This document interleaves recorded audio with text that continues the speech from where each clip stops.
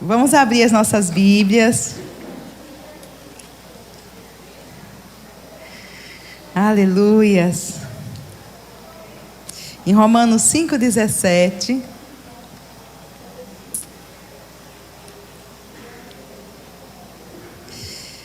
Nós estamos na nossa penúltima aula de Justiça de Deus.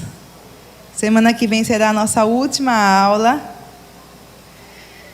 E tem sido um tempo muito precioso, de muito aprendizado, muita edificação para todos nós. Romanos 5, 17. Amém? Amém. Se pela ofensa de um e por meio de um só reinou a morte, muito mais os que recebem a abundância da graça e o dom da justiça reinarão em vida por meio de um só, a saber, Jesus Cristo. Você pode ler na sua Bíblia esse texto? Se pela ofensa e por meio de um só reinou a morte, muito mais os que recebem a abundância da graça e o dom da justiça reinarão em vida por meio de um só, a saber, Jesus Cristo. Aleluias. Amados, nós sabemos, vamos fazer aquela revisãozinha. Quem foi que trouxe ofensa? Quem é esse um que pela ofensa dele e por meio dele reinou a morte no mundo? Quem é esse um? Adão. Por causa da ofensa de Adão, através do pecado de Adão, entrou o pecado no mundo, entrou a morte no mundo e a morte reinou sobre o mundo. Com o pecado entrou a miséria, com o pecado entrou a doença, com o pecado entrou a morte espiritual e depois a morte física sobre a vida do homem. A Bíblia diz que pela ofensa de um Adão e por meio dele reinou a morte. Mas a Bíblia não para por aí. A Bíblia não para nas más notícias. A palavra de Deus, o Evangelho, são boas notícias, são boas novas. Deus não para na má notícia. A má notícia foi o erro de Adão. A má notícia foi o que decorreu do erro de Adão. Mas o Evangelho, a palavra diz muito mais. Diga muito mais. Muito mais os que recebem a abundância da graça e o dom da justiça reinarão em vida por meio de um só, a saber, Jesus Cristo. Eu tenho dito, amados, que Deus, Ele é lindo. Eu sou apaixonada por Deus, porque Ele sempre faz muito mais. O nosso Deus nunca perde. Satanás aprontou, enganou Eva. Eva comeu do fruto, deu a Adão. Adão comeu, eles viraram as costas para Deus. Eles traíram a Deus. O pecado entrou no mundo, a morte entrou no mundo, a desgraça entrou no mundo. Mas onde Satanás se andou e destruiu, muito mais Deus fará por nós. Onde abunda o pecado, muito mais abunda a graça. A palavra diz: onde abundou o pecado, superabundou a graça. Então diga assim: meu Deus nunca perde. Meu Deus nunca perde. Ele nunca perde. A Bíblia diz que reinou a morte por meio de Adão, mas muito mais os que recebem a abundância da graça e o dom da justiça reinarão em vida por meio de um só, a saber, Jesus Cristo. Então, se a morte reinou na sua vida, se o diabo estragou, roubou, matou ou desfez alguma coisa na sua vida, muito mais hoje Deus fará na sua vida. Muito mais os que recebem abundância da graça e dom da justiça reinarão em vida. Não é mais a morte, nem o pecado, nem o diabo que reina sobre nós. Aquele que recebeu abundância de graça e dom da justiça, ele reina em vida. No mesmo nível, Vanessa? Não, muito mais. Diga, a Bíblia diz muito mais. Aleluias. Mas são os que recebem abundância da graça e dom da justiça. Reinarão por sua força, reinarão no seu braço, não. Reinarão através de Jesus Cristo. Um só. Agora, amados, receber. Você vê que a Bíblia diz que existe uma graça que é abundante e existe uma justiça que é um dom. A graça é abundante e a justiça é um dom. Ou seja, a justiça é um presente. A justiça que nós desfrutamos, a justiça de Deus sobre nós é um presente. Um presente é uma coisa que você não fez alguma coisa para receber, não é uma recompensa.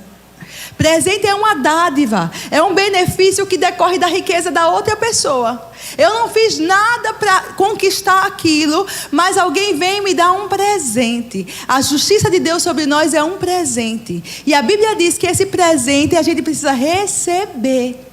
E essa palavra receber é a palavra lambano no original grego, que fala de tomar posse. Né? A gente tem costume de dizer, tome posse, irmão, tome posse. De onde é que vem essa expressão?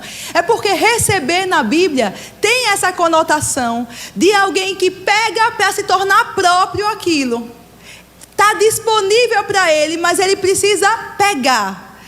Receber, lambano, tem a intenção, tem a ideia, tem o significado de alguém que toma e torna próprio. Diz, não, isso é meu, eu recebo. Isso é meu, eu tomo posse. Isso é meu, eu creio. Vai ser assim na minha vida, eu recebo. O dom da justiça e a abundância de graça precisam ser recebidas. Está disponível para nós, mas nós temos que receber para desfrutar dela. Amém? Então vamos a Romanos capítulo 5, verso 1.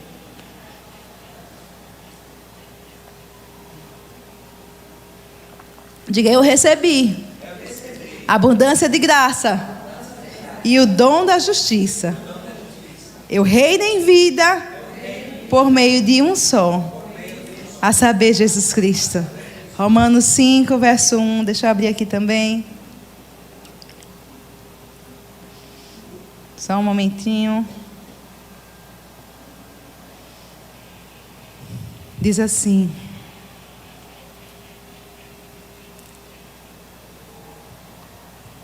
deixa eu ver com vocês. Justificados, pois, mediante a fé, temos paz com Deus, por meio do nosso Senhor Jesus Cristo. A Bíblia diz que nós somos justificados mediante a fé. E por causa dessa justiça, nós temos paz com Deus, por meio do nosso Senhor Jesus Cristo. Segura o dedinho aí e vá agora para Romanos 5, 9. Um pouquinho depois, desça aí na sua Bíblia. Romanos 5, verso 9. Logo, muito mais agora, sendo justificados pelo seu sangue, seremos por ele salvos da ira. Em Romanos 5, 1, a Bíblia diz que nós somos justificados mediante a fé e temos paz com Deus. Em Romanos 5, 9, a Bíblia diz que nós somos justificados pelo seu sangue. Aí eu pergunto a você, a gente é justificado pela fé ou é justificado pelo sangue? E o outro versículo, volta lá. Vamos lá para 5:1. Justificados, pois, mediante a fé, temos paz com Deus. Amados, a Bíblia nunca se contradiz, ela se explica na verdade. O sangue, ele conquista para a gente o direito à justiça. O sangue nos dá direito à justiça. E pela fé você, lambano, você recebe. Pela fé você recebe. Nós lemos que a justiça é um dom e é necessário que a gente receba esse dom. A justiça é um dom, é um presente de Deus para a humanidade e nós precisamos receber esse presente. O sangue é a garantia legal. O sangue é a base legal para a nossa justiça. Por causa do que Jesus fez na cruz, por causa do sangue dele derramado em nosso favor, nós temos base legal. Deus não deu nenhum jeitinho. Deus deu uma base legal para sermos justificados. Diante dos céus, da terra, do inferno, de todo o universo, você é justiça de Deus. Você é justificado em Cristo Jesus. O céu reconhece. Os anjos te guardam por causa disso. O inferno reconhece. Satanás, você tem autoridade sobre o diabo por causa disso. Todo o universo reconhece. A Bíblia diz que até a criação aguarda ansiosa a manifestação dos filhos de Deus. Amados, agora como é que eu tomo posse? O sangue é a base legal. Romanos 5:9, né? Vamos lá para Romanos 5:9. Logo, muito mais agora, sendo justificados pelo seu sangue, seremos por ele salvos da ira. O sangue é a base legal. O sangue nos dá direito à justiça. E a fé é o acesso a ela. Por isso que muitas pessoas vão para o inferno com a conta paga. Porque quando Jesus morreu na cruz, não morreu só por mim ou por você. Ele morreu por toda a humanidade. A conta está quitada. Mas existe um caminho de acesso a essa justiça. E o acesso é pela fé. Agora veja, eu quero que vocês vejam mais um pouquinho comigo esse Romanos 5,9. Logo, muito mais agora, sendo justificados pelo seu sangue, seremos por ele salvos da ira. Diga, muito mais agora. Agora, sendo justificados pelo seu sangue. Nós não seremos justificados lá no céu. Nós não seremos justificados quando a gente morrer. Nós agora somos justificados. Porque agora eu sou justificado. Eu tenho paz com Deus. E eu tenho convicção que eu vou ser salva da ira. No dia do juízo, no dia que eu for me apresentar diante de Deus, porque a Bíblia diz, depois da morte segue o juízo, eu estou justificada diante dele por causa do sangue de Jesus. Agora eu sou justificada, e porque agora eu sou justificada pelo seu sangue, eu sei que eu vou ser salva da ira. A ira, irmãos, é a recompensa que vem em razão do pecado. É o juízo. Se eu creio na justiça de Jesus por mim, eu estou livre desse juízo de condenação. Porque a Bíblia diz que o salário do pecado é a morte. Mas o dom gratuito de Deus é a justiça em Cristo Jesus. Então, se o salário do pecado é a morte, Jesus pagou esse preço. Ele recebeu esse salário. O meu, que eu devia receber. Eu pequei, e se eu pequei eu deveria morrer. Mas Jesus vem no meu lugar sem pecado e morre. E Ele paga a minha dívida. E agora, por causa da justiça dele, eu sou justificada diante de Deus. Agora eu sou justificada diante de Deus. Eu não serei justificada. Agora eu sou justificada. E porque agora sou justificada, eu serei salva da ira. Amém. Amém. Romanos 5,1 agora. Vamos lá. Então, o sangue é a base legal. E a fé é a entrada, é o acesso. Os que recebem a abundância de graça e dom da justiça. Os que tomam para si como próprio. Tomam para si essa justiça. Tomam para si essa graça. Tomam para si esse benefício. Justificados, pois, mediante ou através da fé, temos paz com Deus, por meio do nosso Senhor Jesus Cristo. Aleluias, amém? Vocês estão comigo? Amém. Então vamos para Romanos 10:10, por favor.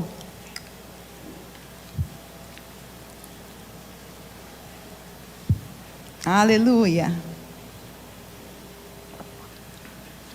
Genival gosta de falar, quando fala sobre fé, que fé é a mão que recebe o que Deus nos oferece. Lambano. Os que recebem a abundância da graça e dom da justiça. Amados, todo mundo aqui já sacou dinheiro num caixa eletrônico, não é verdade? Você tem o cartão, você tem uma conta, tem dinheiro depositado na sua conta, suponha que sua conta estava zerada. Mas alguém que te ama muito, de sua confiança, depositou um dinheiro na sua conta. E te deu um cartão de acesso. E você vai lá, e você bota o cartão, você digita a senha. O dinheiro, a maquininha conta e sai, né? E se você não pega? Eu não sei, porque eu nunca esperei. Você já esperou? Alguém sabe? Alguns dizem que ela recolhe, né? Porque alguém já esperou. Não, vou ficar aqui esperando o dinheiro pular no meu bolso. A gente pega. A gente estende a mão e pega. É meu. Eu tomo como próprio.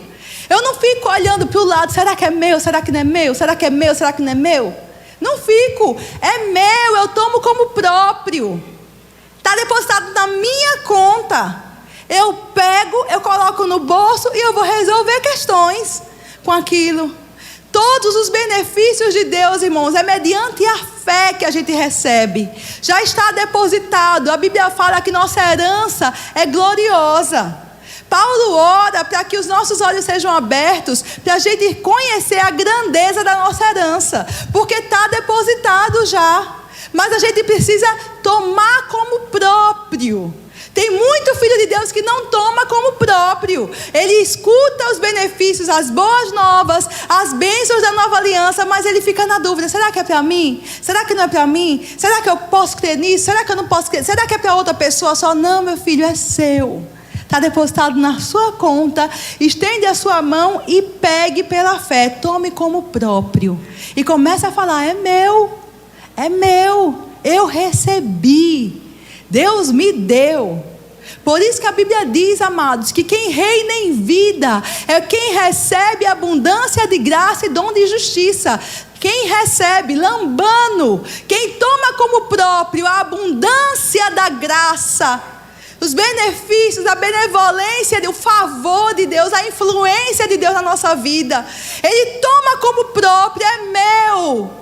E aquele que toma como próprio o dom da justiça, é meu. Esse reina em vida. O que é isso, irmã? Não vou ter problema? Não, você vai ter problema. A diferença é que o problema não vai reinar sobre você, você vai reinar sobre o problema. E eu não vou enfrentar ainda a tentação contra o... Vai enfrentar a tentação contra o pecado.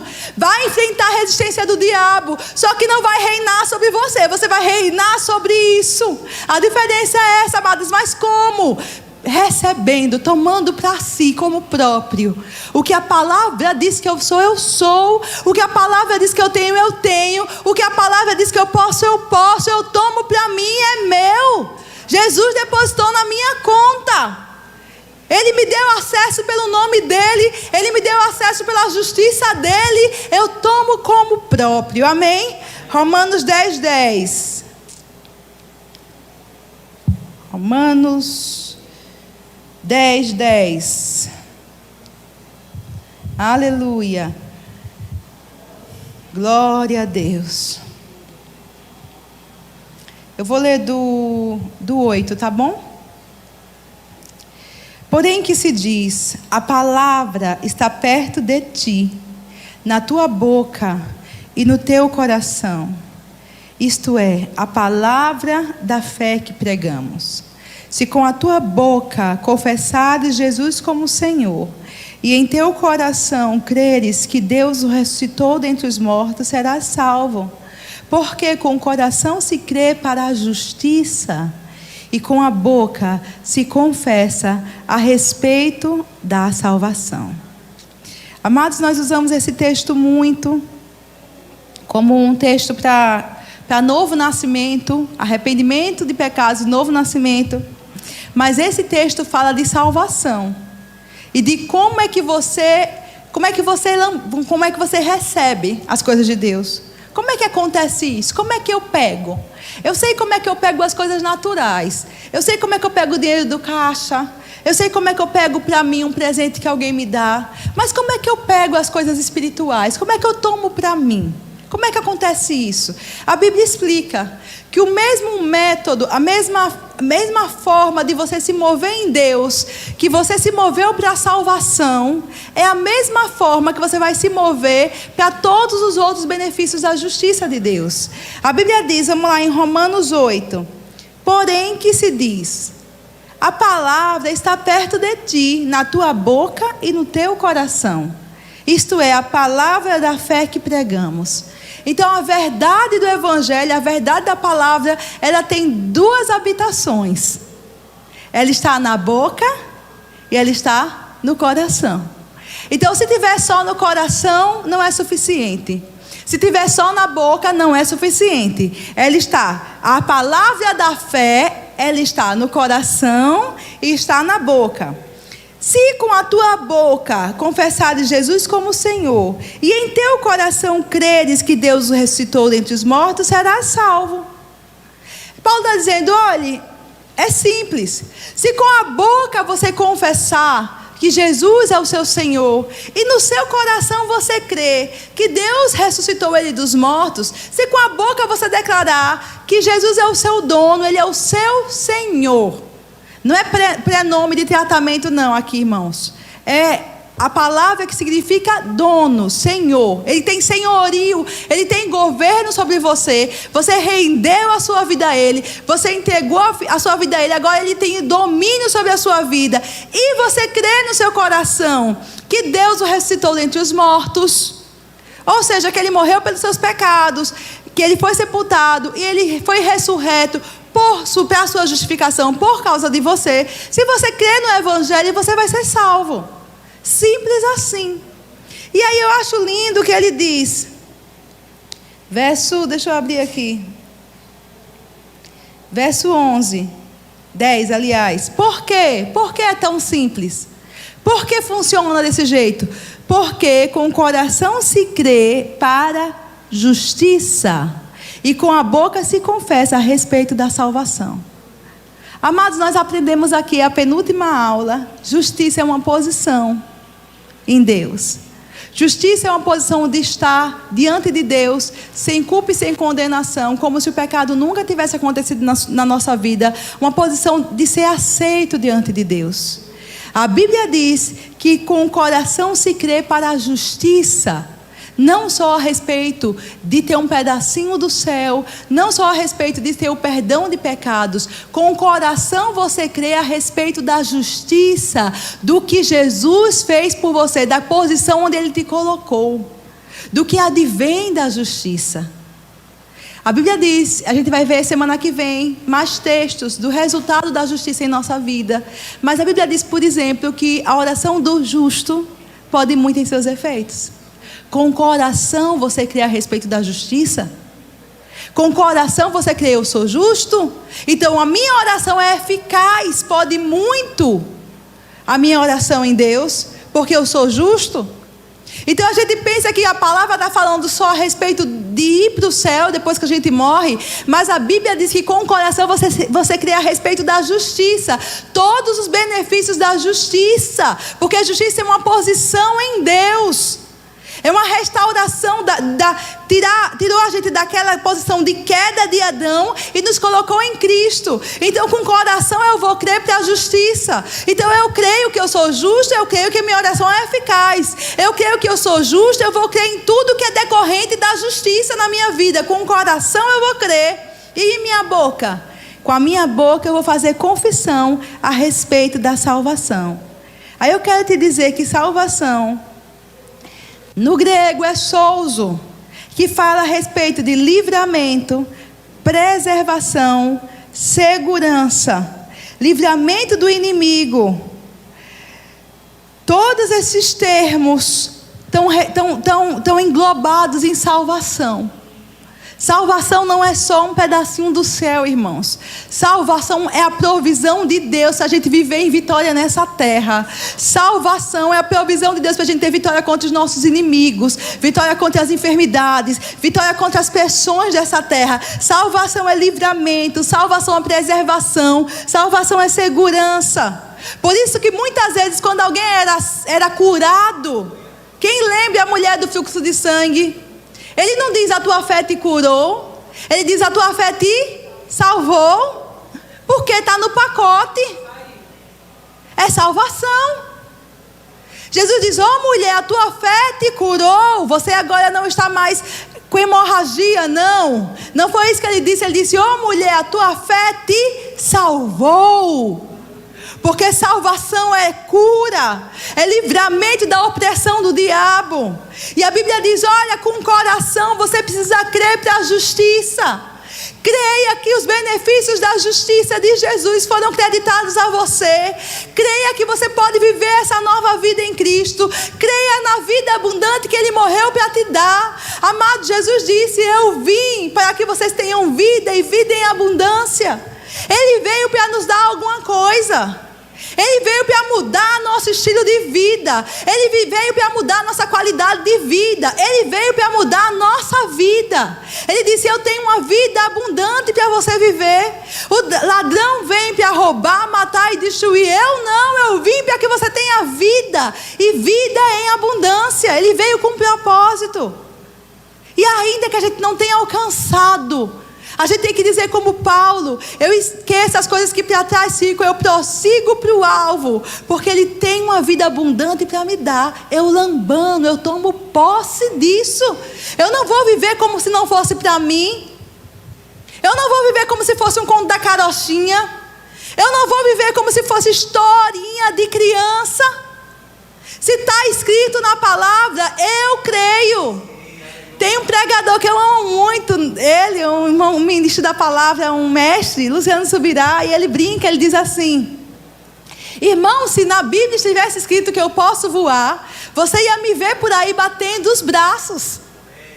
Você ia me ver batendo os braços, porque eu creio, eu quero viver isso, eu quero viver isso. Não está escrito, irmão, nós não podemos voar, a não ser que você pegue um avião ou ultraleve. Mas o que ele quis dizer, ainda que eu não tenha alcançado, é para mim. Eu recebo, eu tomo posse, eu vou procurar viver isso que Deus planejou para a minha vida. Amém? Diga amém. Com o coração se crê para a justiça, e com a boca se faz confissão a respeito da salvação. Aleluia, aleluia, aleluia. Nós vimos, amados, algumas aulas atrás, que Ele se fez pobre para que nós fôssemos enriquecidos. Ele se fez enfermidade para que nós fôssemos sarados. Nós vimos que o castigo que nos traz a paz estava sobre Ele. Ou seja, Ele recebeu o castigo para que você hoje vivesse em paz. Então, paz é decorrência da justiça. Cura é decorrência da justiça. Prosperidade, ter provisão, direito à provisão é decorrência da justiça. Creia com seu coração e alinhe o seu discurso, a sua boca, porque a palavra da fé tem duas habitações, a boca e o coração. A boca e o coração. Creia com o coração que é seu, fale com a boca que é seu. Você tem direito, amados, a viver em paz. Você tem direito a viver sarado e tem direito a viver provisionado. E o que é que a gente faz? Às vezes a gente pega isso e bota de lado. Não, é assim mesmo. Está todo mundo nesse barco. Mas esquece que Deus tem uma provisão para nós. Aleluia, aleluia, aleluia. Eu tenho dito, amados, e vou repetir hoje. A moeda está na boca do peixe. Já estava lá quando Pedro estava com problema. Manda, o que é que você está falando? Vamos ver. No ministério de Jesus, teve um momento que Pedro foi cobrado o imposto dele. Ele esteve com os cobradores de impostos, eles cobraram o imposto. E Pedro, com ousadia, disse: não, nós pagamos impostos sim. Nem conversou com Jesus. Teve coragem de responder: a gente vai pagar. Ele não procurou saber se tinha dinheiro, irmão, se não tinha dinheiro. Ele confiou naquele com quem ele andava. Ele não abriu a boca para dizer: não tenho, não posso. Não, ele disse: eu vou pagar. E Jesus vai pagar, paga também. Ainda falou por Jesus: eu vou pagar, Jesus vai pagar também. Ousadia, convicção. Depois, quietinho, ele vai para Jesus. Jesus, seguinte, estão cobrando os impostos. Estou sem dinheiro nenhum, Jesus. Não tem dinheiro para pagar, Jesus. Jesus não disse: Pedro, você não devia ter falado nada disso. Jesus manteve, irmãos, a palavra dele. Embora tenha dito: olhe, eu sou o Criador de todas as coisas. Eu não precisava pagar. Mas para que eles não se escandalizem, nós vamos pagar. Eu confirmo a sua declaração, Pedro. Eu confirmo a palavra que saiu da sua boca. Vá pescar um peixe. E na boca do peixe tem moeda suficiente para mim e para ti. Amados, o dinheiro já estava lá. A provisão já estava lá. Só que o único jeito de saber onde estava era indo a Jesus e ouvindo Ele. Pedro podia pensar em pegar uma rede e jogar no alto mar, para ver se pegava muito peixe e vendia o peixe. Pedro podia ter um monte de estratégia na cabecinha dele, decorrente da história, decorrente da maturidade dele, decorrente da experiência dele, mas ele escolhe depender de Jesus. E chegar e dizer: Senhor, e agora? Senhor diz: é com anzol, meu filho, não é com rede dessa vez. Não é em alto mar, é com anzol que você vai pegar. Vá lá e pesque um peixe. Na boca do peixe tem o suficiente. Amados, diga assim: há provisão em Deus para mim. Isso é um benefício da justiça. Ele se fez pobre para que nós hoje fôssemos enriquecidos nele, fôssemos ricos nele. tivéssemos provisão das nossas necessidades. Amém. Abre, por favor, em 1 Tessalonicenses, capítulo 5, verso 23. Vamos avançar.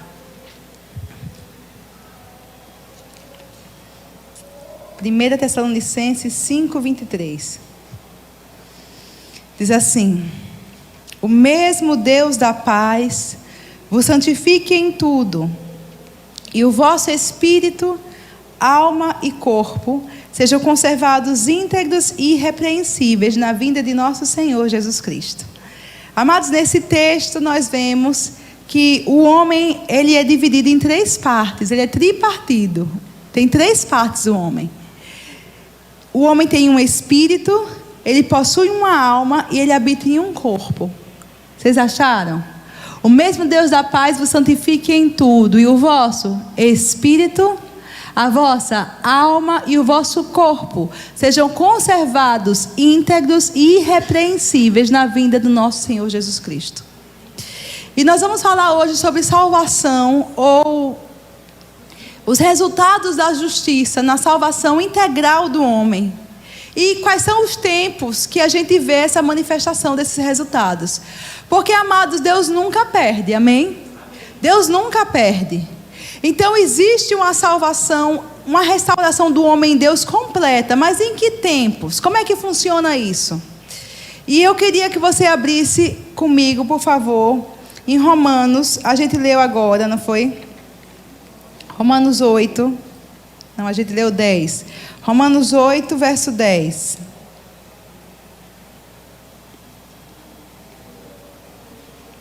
Deixa eu abrir aqui.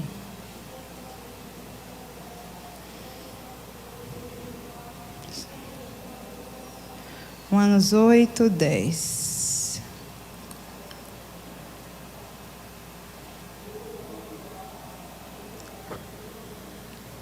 Eu vou ler do verso 8 em diante. Nós lemos lá em Romanos 10, 10, que quando nós confessamos Jesus como nosso Senhor e Salvador, nós somos salvos, não é verdade? Nós somos salvos. Mas o que foi salvo em nós? Essa é a pergunta que eu quero responder. A Bíblia diz que nós temos um espírito, nós somos um espírito, temos uma alma e habitamos em um corpo. E em Romanos, a Bíblia diz que nós somos salvos quando confessamos a Jesus como nosso Senhor. E a pergunta que eu quero responder é: o que foi salvo em nós? O nosso corpo foi salvo, a nossa alma foi salva, ou o nosso espírito foi salvo? Ou os 3 foram salvos naquele momento em que nós aceitamos Jesus como nosso Senhor? Essa é a pergunta. Complementando essa pergunta, nós somos um espírito, temos uma alma e habitamos em um corpo, certo? E quem é o nosso eu verdadeiro? É o nosso espírito? É a nossa alma ou o nosso corpo? Porque você tem que saber disso para conseguir responder a pergunta. Se eu corto um pedaço do meu corpo... Não, se eu perco... Se alguém perde, vamos arrumar isso. Se alguém perde um pedaço do corpo, perdeu as pernas, ele é uma pessoa menor? Como pessoa ele diminui? Se uma pessoa só tem o tronco e a cabeça, ele é uma pessoa inteira ou ele é meia pessoa? Ele é uma pessoa inteira com uma deficiência física. Então é fácil entender, todo mundo entende que a pessoa que você é não é o corpo que você tem. A sua pessoa não é seu corpo. Isso é fácil separar o corpo, que é o homem exterior, do homem interior. Isso é fácil, todo mundo entende isso. Todo mundo sabe que a pessoa verdadeira que você é, não é seu corpo. Muitas vezes as pessoas dizem assim: olha, eu me sinto com 20 anos, embora o meu corpo já tenha envelhecido, eu tenho uma alma jovem, né? A pessoa diz, eu tenho um ser jovem dentro de mim, porque eu não sou o meu corpo. Amém? Então isso é fácil, eu não sou o meu corpo. Mas a Bíblia diz que não é só espírito e corpo, é espírito, alma e corpo. E para separar a alma do espírito é mais delicado. A Bíblia diz que o espírito e a alma estão tão juntinhos que só a palavra de Deus ela é apta para separar a alma do espírito. E nós, pela palavra, hoje vamos ver que a salvação que nós recebemos quando aceitamos Jesus como nosso Senhor e Salvador foi pelo nosso espírito. O nosso espírito é nosso homem verdadeiro. A nossa alma são nossas emoções e nossos sentimentos. E se você parar um pouquinho para pensar comigo, você vai entender também a diferença. Porque muitas vezes a sua alma te diz alguma coisa que o seu espírito, o seu coração ligado a Deus diz não. A sua alma diz, eu não sou amado. A sua alma diz, não perdoe fulano, porque não merece. Mas o seu espírito ligado a Deus diz, ei, Deus te ama. Você é precioso, perdoe. Quem já passou por isso? Então, como é que pode? Se é uma pessoa só, por que essa diferença de inclinações? Porque a nossa alma são nossos sentimentos, nossas emoções e nossa razão. E o nosso espírito é a pessoa que nasceu de novo, onde o Espírito de Deus habita. Estão compreendendo? Amém? Então vamos para os textos para esclarecer mais ainda. Romanos 8, verso 8. 8, verso 9. Vós, porém, não estáis na carne, mas no Espírito, se de fato o Espírito de Deus habita em vós. Se alguém não tem o Espírito de Cristo, esse tal não é dele. Se, porém, Cristo está em vós, o corpo, na verdade, está morto por causa do pecado, mas o Espírito é vida por causa da justiça. Eu vou deixar esse texto aí, segurinho, e vou para outro, que eu acho que vai esclarecer mais fácil. Romanos 12, depois a gente volta. Romanos 12, verso 1 e 2.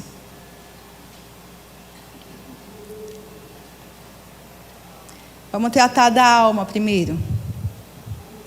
Romanos 12, verso 1 e 2.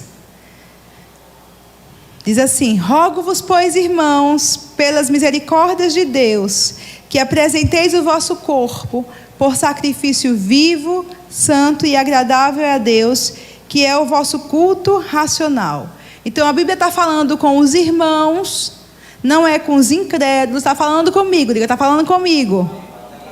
E dizendo num rogo, numa petição profunda, Paulo falando com a igreja em Roma, dizendo, irmãos, eu peço profundamente, eu rogo a vocês, eu quase imploro a vocês, que vocês façam alguma coisa com o corpo de vocês.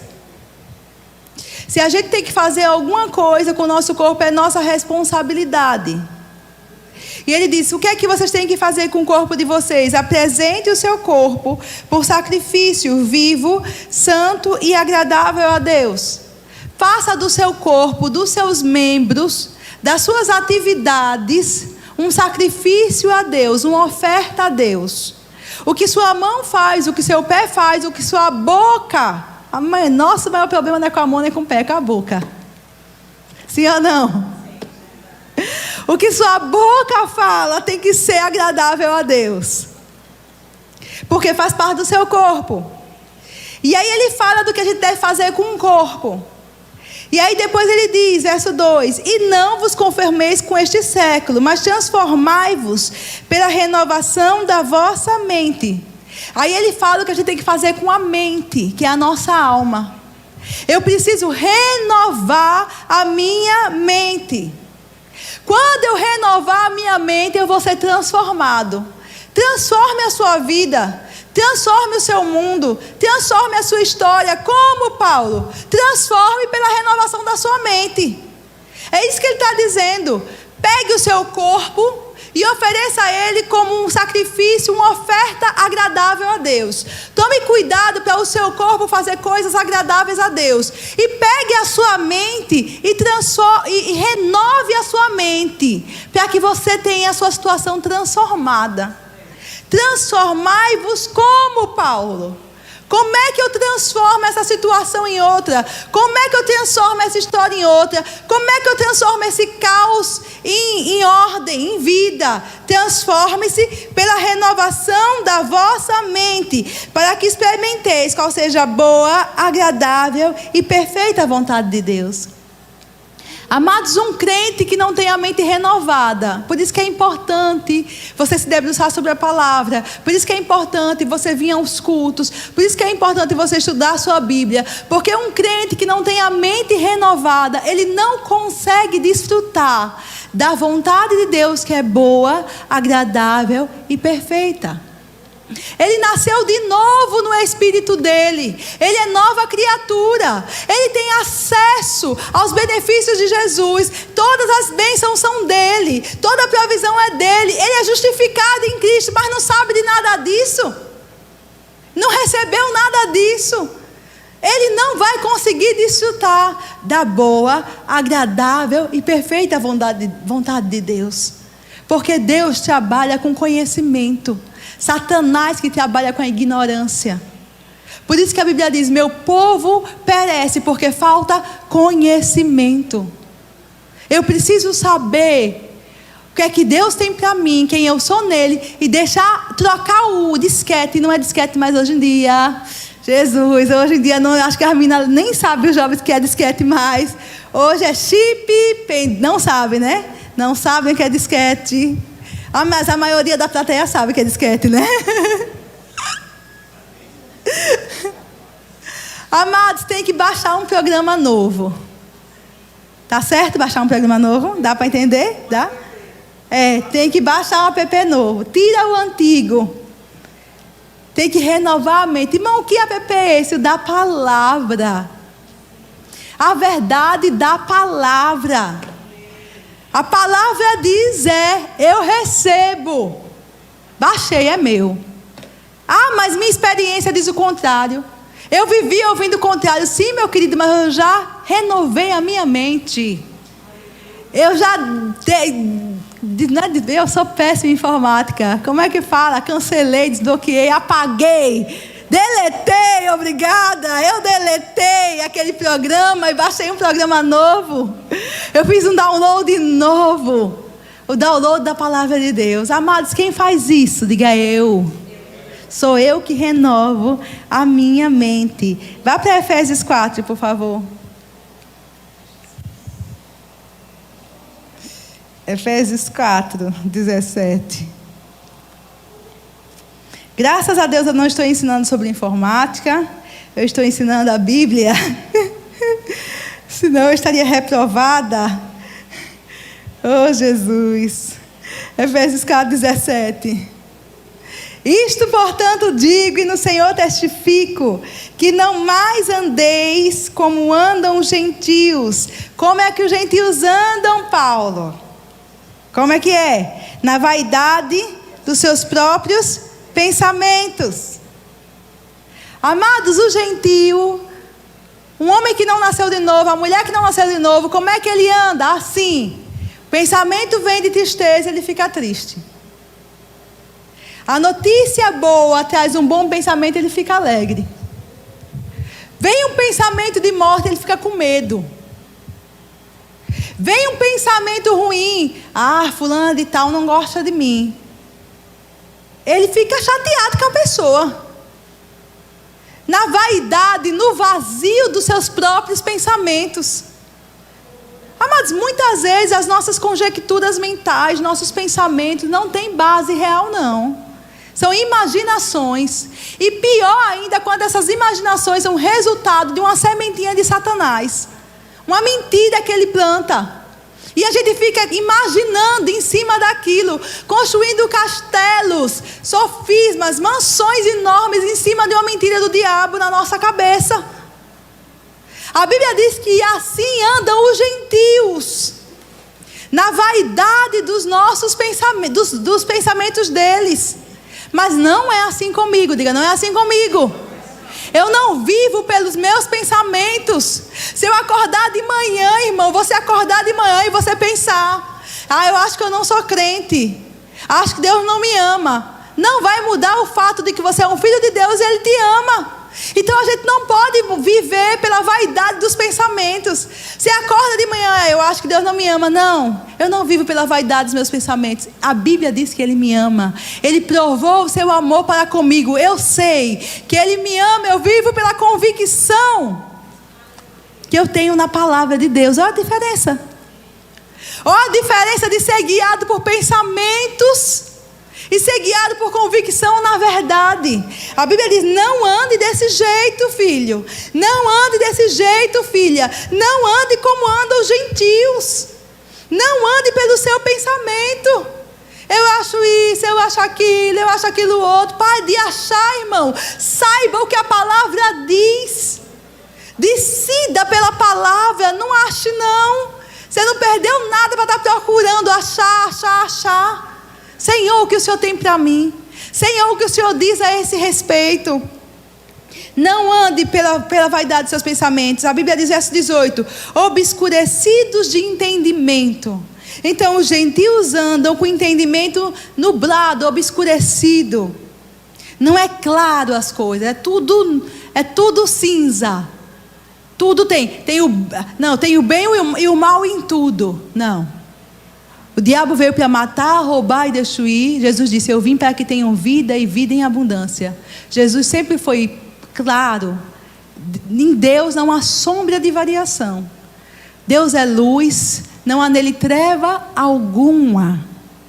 Bem definido, sem confusão.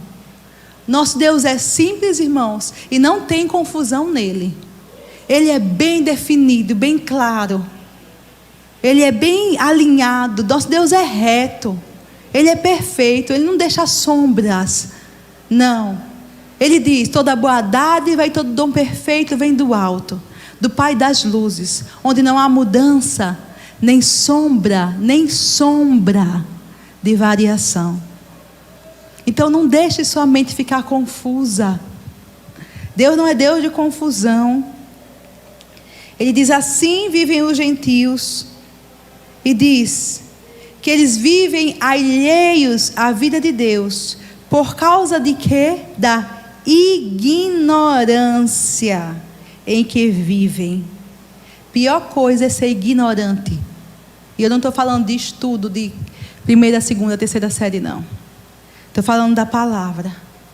Pior coisa é não saber a verdade, os pensamentos de Deus para nós. Amém. E diz assim: os quais, tendo se tornado insensíveis, se entregaram à dissolução, para com avidez cometerem toda sorte de impureza.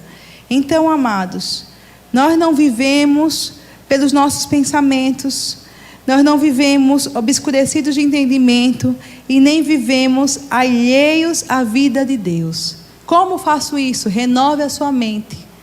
Renove a sua mente pela palavra. Agora vamos lá para Romanos 8, 10. Então, quando você nasceu de novo, imediatamente, na hora que você nasceu de novo, que você confessou Jesus, que você creu em Jesus, você nasceu de novo, seu espírito foi salvo. Imediatamente.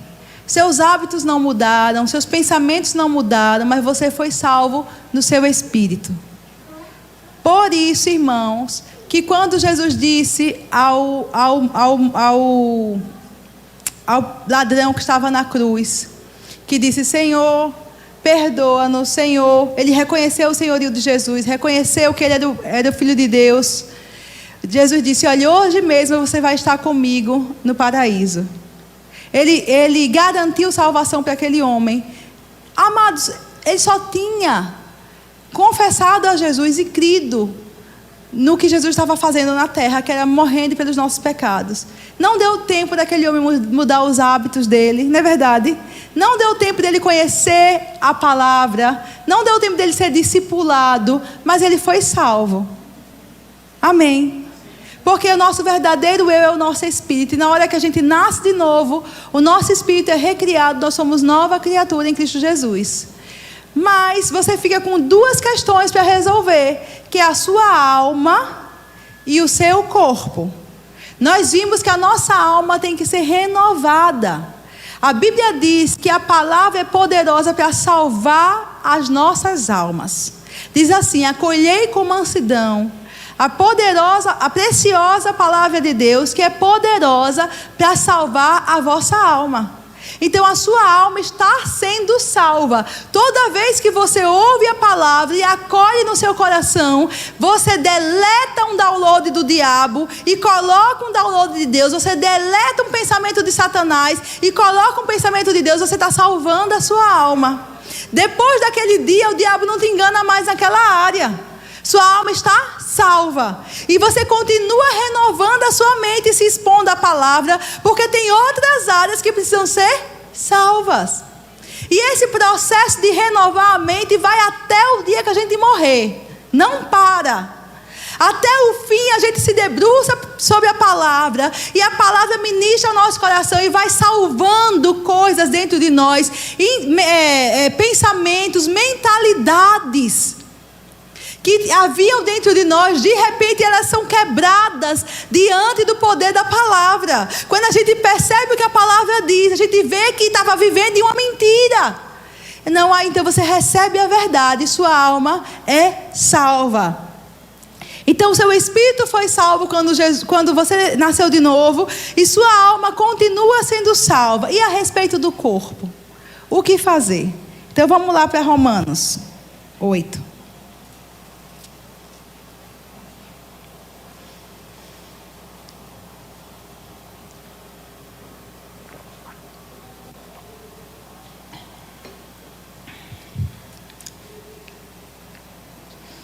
Diz assim, eu vou ler o 10, depois eu volto. Se porém Cristo, Romanos 8, 10. Se porém Cristo está em vós, o corpo na verdade está morto por causa do pecado, mas o espírito é vida por causa da justiça. Então, amados, o nosso corpo, a nossa carne não se converteu. Na nossa carne a gente ainda tem a herança de Adão. A nossa carne se inclina para o pecado. Mas a Bíblia diz que se você está em Cristo, essa carne, esse homem carnal está morto por causa do pecado, mas o seu espírito é vida por causa de quê? Da justiça. Agora você vai voltar e a gente vai ler do verso 8. Portanto, os que estão na carne não podem agradar a Deus. Vós, porém, não estáis na carne. Os que estão na carne não podem agradar a Deus, mas eu não estou na carne. Eu não vivo na carne, nem você, irmão, porque o seu espírito é vivo. Seu espírito é vida por causa da justiça. Você nasceu de novo, então o seu espírito sobrepõe a vida da sua carne, a sua natureza carnal. Amém? Vocês estão entendendo? Estão comigo? A vida que você carrega no seu espírito é superior, sobrepõe a sua natureza carnal. Por isso que o pecado não tem domínio sobre você. Você consegue resistir ao pecado. Você consegue dizer não ao diabo. Você consegue dizer não às tentações. Porque o seu espírito é vida por causa da justiça. E você não está na carne. É verdade que o seu corpo não se converteu. Muito crente diz isso. Não, mas a carne não se converte. É verdade. Só que muito crente esquece que ele não está na carne. Usa esse texto para justificativa para pecar. Não, irmão, é porque você sabe, a carne não se converte. Verdade. Só que você não está na carne. Você está em Cristo. A Bíblia diz, vamos lá para a palavra. Portanto, os que estão na carne não podem agradar a Deus. Vocês, porém, ou vós, porém, não estáis na carne, mas no Espírito. Se de fato o Espírito de Deus habita em você. Se realmente você nasceu de novo, se o Espírito habita em você, você não vive uma vida carnal, irmão, na carne. O que é isso, Vanessa? É quando a carne determina. A carne determina o que eu tenho que fazer. A carne me governa. Isso é uma vida na carne. Se a carne me disser grita, eu grito. Se me disser xingue, eu xingo. Peque, eu peco. Vá dormir, eu vou. A carne que manda. Isso é uma vida na carne. Nós não estamos na carne. Nós não andamos como andam os gentios, como nós andávamos outrora. Se o Espírito de Deus habita em você, você não está na carne, você está em Cristo. Você está no Espírito. A vida que você carrega é superior a essa carne pecaminosa. Isso não tem domínio sobre você. Por isso que a Bíblia diz: apresente seu corpo como sacrifício. A Bíblia diz: mantenha seu corpo em sujeição. Domine-se. Controle-se. Por quê? Porque o Espírito habita em você e você não está mais na carne. Se alguém não tem o Espírito de Cristo, esse tal não é dele. Se porém Cristo está em vós, o corpo na verdade está morto por causa do pecado, mas o Espírito é vida por causa da justiça. Então, amados, o seu Espírito é vida. Não é só vivo, é vida. É zoe, essa palavra. A própria vida de Deus. Você tem a própria vida de Deus dentro de você, habitando em você. Seu Espírito é vida. Por isso que Jesus disse que do nosso interior fluiriam o quê? Rios de água viva. Às vezes você não tem nada, você acha que não tem nada. Você está cansado, pode estar chateado com os problemas da vida, pode estar com alguma dificuldade, enfrentando algum gigante, e alguém encosta em você. E se você decidir deixar essas fontes jorrarem, você vai ver a vida da pessoa mudar, o sorriso chegar no rosto dela, você abençoando, porque o seu Espírito é vida. De você flui rios de águas vivas. Pessoas são tocadas, são ministradas. Ah, mas eu estou passando por um problema tão grande. Sim, mas o seu problema não muda quem você é em Cristo. E seu Espírito é vida por causa da justiça. E as pessoas estão com sede dessa justiça. Sede e fome de justiça. E você tem ela, você carrega ela, tem vida dentro de você. E eu tenho que só pegar esse meu problema, que não é tão grande assim. Só cresce porque eu fico só olhando para ele. Então ele cresce. Mas se eu pego o tiro da minha frente, eu vou ver como Deus quer me usar para abençoar pessoas. Pela vida que eu carrego, que habita em mim. E nem o meu corpo, nem as lutas, nem o diabo, nem as tentações podem me parar. Porque o meu Espírito é vida por causa da justiça. Aleluias. Glória a Deus. 1 João 5:1. Vamos ver o que está escrito lá. Aleluias. Diz assim: todo aquele que crê que Jesus é o Cristo é nascido de Deus. Se eu creio que Jesus é o Cristo, eu nasci de novo. E todo aquele que ama ao que o gerou, também ama ao que dele é nascido. Vamos parar para pensar nisso? O que é que a Bíblia está dizendo? Se eu creio que Jesus é o Cristo, eu sou nascido de Deus, sou filho de Deus. Amém? Se eu creio que Jesus é o Cristo, eu sou filho de Deus. Mas todo o que ama o que o gerou, quem te gerou? Deus. Eu sou filho de Deus. Eu amo aquele que me gerou. Eu amo a Deus. Todo que ama aquele que o gerou, também ama ao que dele é nascido. Aos filhos. Ou seja, se você nasceu de Deus, você ama os filhos de Deus. Você ama seus irmãos. É isso que ele está dizendo. Se você crê que Jesus é o Cristo, você é filho de Deus. O filho ama o pai e também ama aos que dele são nascidos. Amém. Vamos ler pela última vez. Todo aquele que crê que Jesus é o Cristo é nascido de Deus. E todo aquele que ama o que o gerou. Eu amo a quem me gerou. Eu amo a Deus que me gerou. Eu sou gerado de Deus. Aleluia. Diga, eu sou gerado de Deus. Deus me gerou. Eu sou filho de Deus. Eu sou nascido de Deus. Eu amo aquele que me gerou. Então também amo quem é nascido dele. Aleluia. Tem que amar os irmãos, igreja. É resultado do novo nascimento. Amar os seus irmãos é resultado do novo nascimento. Aleluias. Agora vá, por favor, para 1 Coríntios, capítulo 15. Amados, Deus nunca perde. A gente leu que muito mais os que recebem a abundância da graça e dom da justiça reinarão. A gente sabe que Deus nunca perde. Eu quero dizer uma coisa a você. Embora, enquanto a gente estiver nessa terra, a gente tenha que lidar com essa carne, que não se converte, não vai ser assim o tempo todo. Tem salvação para o nosso corpo também, preparado em Deus. Em 1 Coríntios 15, 51 a 54, quem estava aqui no último domingo à noite, ouviu uma ministração profunda sobre o tema, mas eu vou passar por esse tema só, para falar sobre a transformação do nosso corpo mortal, ou ressurreição do corpo,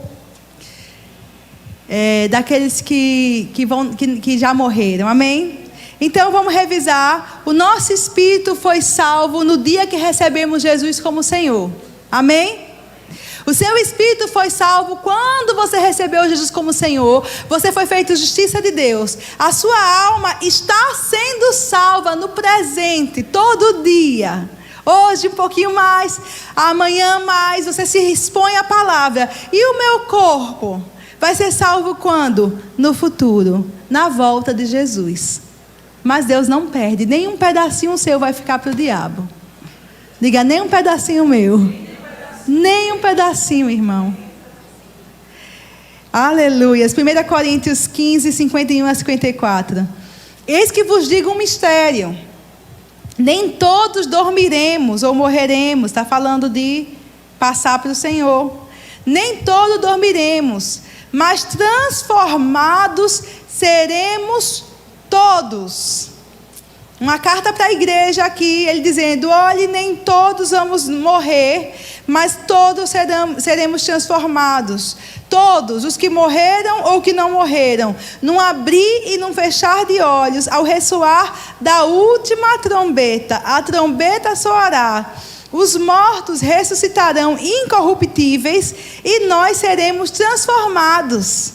Porque é necessário que este corpo corruptível, que se desmancha, que se deteriora, que se estraga, que fica doente, que fica enfermo, esse corpo corruptível que está contaminado pelo resultado de Adão, que eu recebi de herança de Adão, esse corpo, é necessário que este corpo corruptível se revista da incorruptibilidade e que o corpo mortal se revista da imortalidade. E quando este corpo corruptível se revestir da incorruptibilidade e o que é mortal se revestir da imortalidade, então se cumprirá a palavra que está escrita: tragada foi a morte pela vitória. Aleluia. Amados, nossa salvação é integral, só que em tempos diferentes.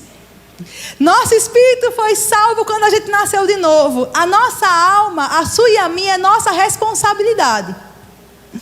A gente renova a nossa alma. Deus deu a palavra, Deus te deu o espírito, você renova a sua alma. Mas o nosso corpo está guardado para o dia do Senhor. E a Bíblia diz que os que já morreram, eles vão ressuscitar já transformados. O que é corruptível, o que se estraga, o que se deteriora, revestido por incorruptibilidade, uma coisa eterna, uma coisa perfeita. E o que é imortal, revestido por imortalidade. Deus vai trocar a nossa roupa, que é esse corpo. Vai nos revestir de imortalidade, nos revestir de incorruptibilidade. Porque é necessário que assim seja. Porque o diabo nunca vence, ele sempre perde.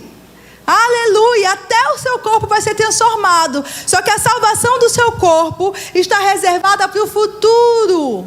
no dia do Senhor. E até lá você mantém o seu corpo em sujeição, porque o seu espírito é vida por causa da justiça. Amém? Aleluias, glória a Deus. Vamos ler em 1 Coríntios 9, 27. Enquanto o dia não chega, é a pergunta que vai responder agora. Enquanto o dia do Senhor não chega, Vanessa, enquanto o dia do Senhor não chega, eu renovo a minha mente pela palavra, e eu esmurro o meu corpo. Está na sua Bíblia? E o reduzo à escravidão, para que, tendo pregado a outros, não venha eu mesmo a ser desqualificado. Eu esmurro não significa, irmãos, que você vai se bater, não. É que você vai se constranger. Tem coisas que o seu corpo vai querer fazer e você vai dizer, não vai, porque eu tenho outro propósito para você agora. Tem uma série do Netflix que você gosta tanto. Vanessa, veja, não tem nada errado. Olha, vamos assistir uns 3 seguidos. Aí você vai dizer, não, porque eu tenho que orar, porque amanhã de manhã tem escola dominical, escola de crescimento, porque isso, porque aquilo, porque eu vivo com propósito. A gente esmurra o corpo, irmãos. Reduz ele à escravidão. O que é isso? Você só faz o que eu deixo você fazer. Você só vai onde eu deixo você ir. Você só vê o que eu deixo você ver. Eu reduzo para quê? Para não ser desqualificado. Então há o risco de eu pregando para vocês, se eu deixo de me policiar, se eu deixo de me vigiar, há um risco de eu ser desqualificada diante de Deus. Porque a palavra, irmãos, ela é a semente genuína de Deus. Mas o fato de eu carregar a palavra perfeita não me livra das obrigações que eu tenho de me vigiar, de me guardar, de me preservar, de viver com um propósito nessa terra. Romanos 6,14. Porque o pecado não terá domínio sobre vós, pois não estáis debaixo da lei, e sim da graça. O pecado não tem domínio sobre mim. Aleluia!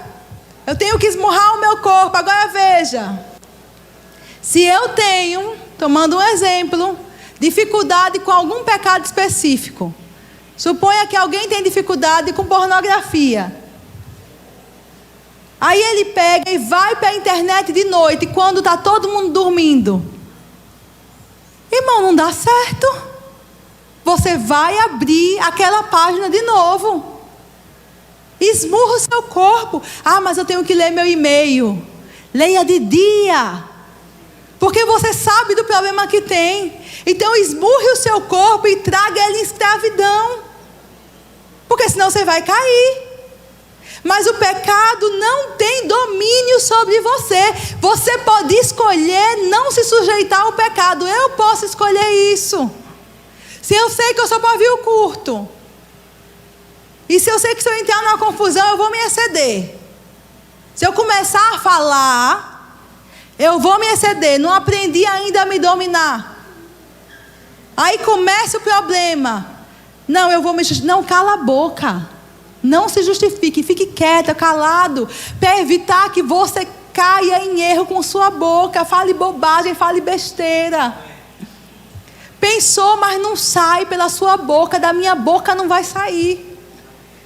Fecha a boca, irmãos. O pecado não tem domínio sobre você. Se você sabe que toda vez que você sai com aquelas pessoas, toda vez que você sai com aqueles amigos, você sempre volta entristecido, porque você faz alguma coisa que se envergonha diante de Deus, evite. Diga não para essa saída. Não, não posso. Não, não vou. Por que não pode? Porque eu tenho uma vida com propósito. A minha vida tem um propósito. Eu esmurro, eu restringo o meu corpo. Eu esmurro, eu reduzo ele à escravidão. Romanos 8:2, por favor. Vocês estão aprendendo alguma coisa hoje? Aí vocês fazem assim, de vez em quando vocês dizem amém. Entendeu? Eu recebo Jesus. Glória a Deus. Aleluias.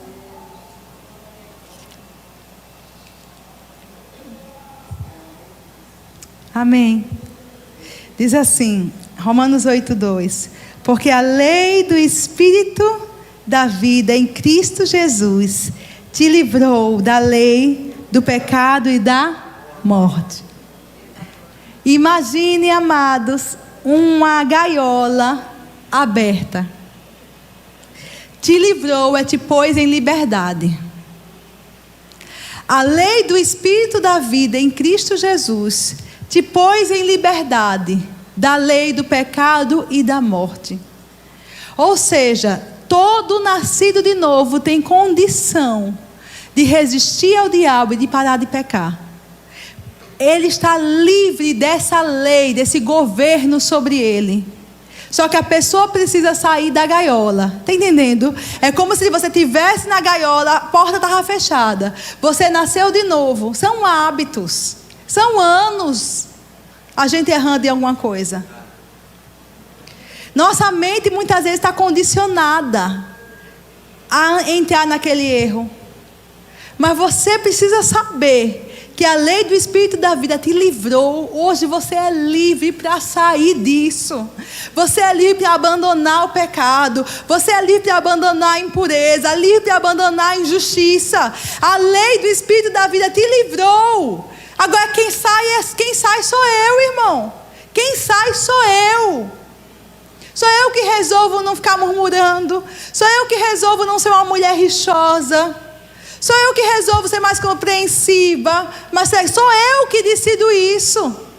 A lei do Espírito da vida me livrou. Já me libertou, me pôs em liberdade. Não tem cadeia sobre mim. Não tem domínio do pecado sobre mim. Mas eu decido não andar segundo a minha carne. Porque a carne sempre vai querer comer, beber, dormir e pecar, irmão. É o que a gente gosta de fazer. É o que a carne, a gente não. É o que a carne gosta de fazer. A minha, a sua, a de todo mundo. Minha carne não queria levantar hoje não, para vir para a escola de crescimento. Ela não queria, deixa eu te contar. Não queria, não sei a sua. Mas a minha não queria. Não queria. Meu esposo, nessa...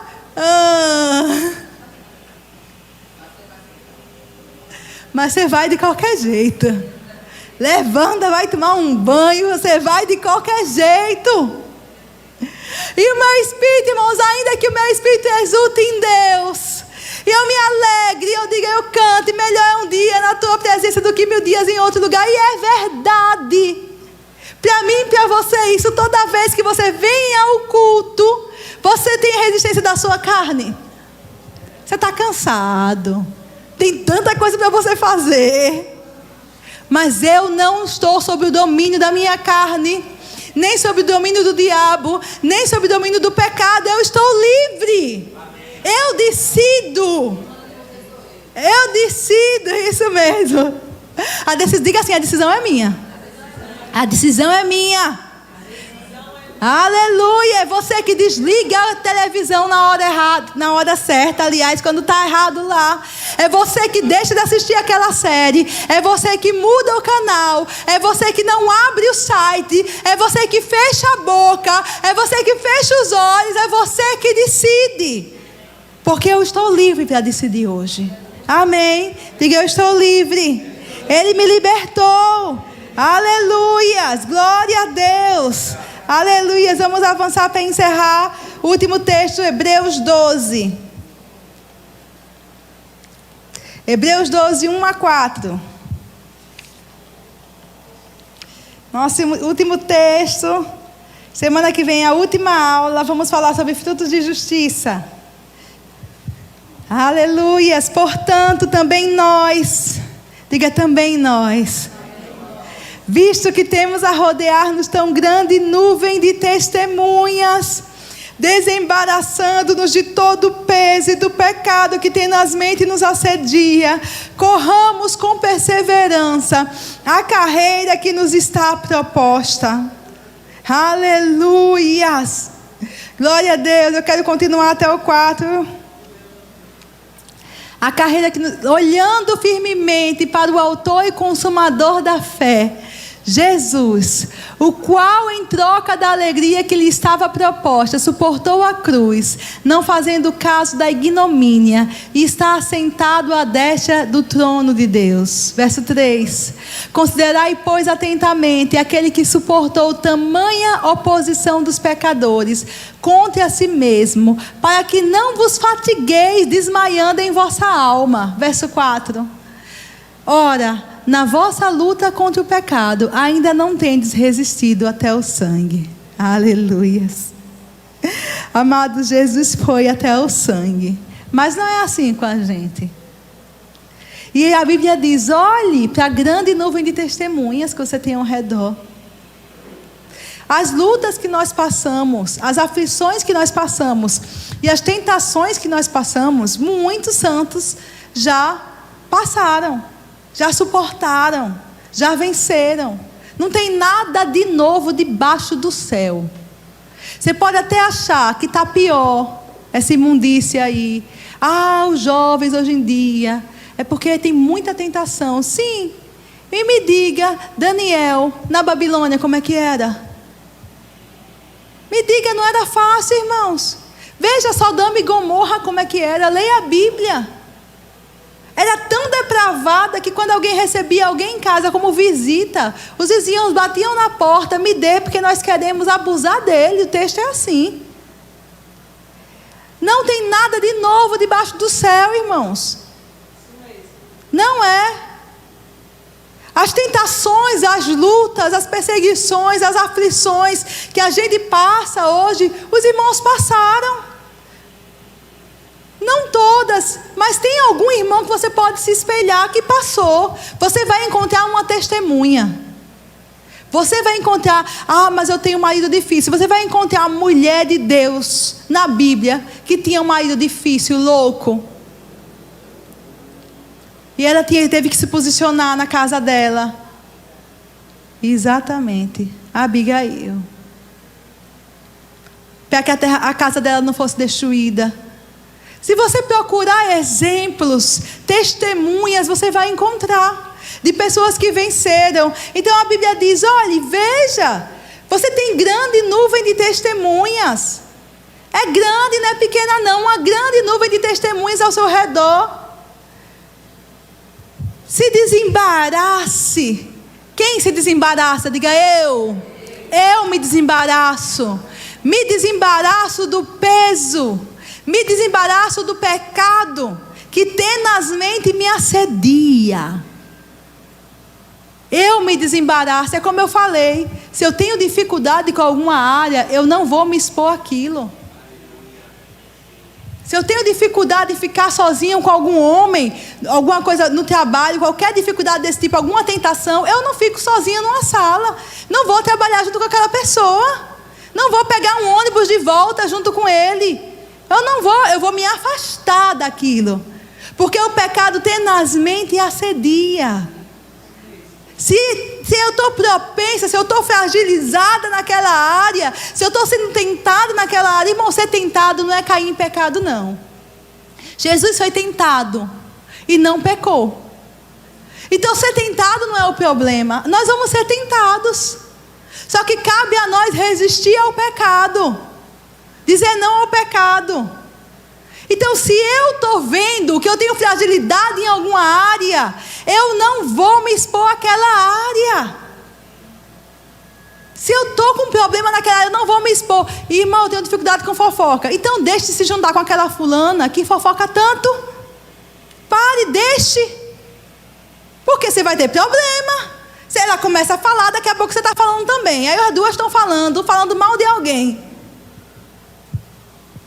Eu tenho que me desembaraçar. Veja como é interessante. A Bíblia fala de embaraço. Porque é assim mesmo, irmão. A gente tem que ir soltando. Sabe? Se desembaraçar. dos pesos e dos pecados. Porque tem peso que não é pecado. Todo pecado é peso. Mas tem peso que não é pecado. O que é um peso, Vanessa? Às vezes é um hábito ruim. Tem gente que tem hábito de ficar até tarde na TV, vendo alguma coisa lícita. Não é errado. Jornal, qualquer coisa. National Geographic, animaizinhos. Ele fica lá até 2 da manhã. No outro dia de manhã, é difícil. Ele está na escola de crescimento. É difícil ele render no trabalho. É difícil um monte de coisa na vida dele. Pelo hábito. Então, tire esse peso da sua vida. Lança esse peso fora. Começa a orar a respeito disso e começar a alinhar a sua vida, organizar a sua vida.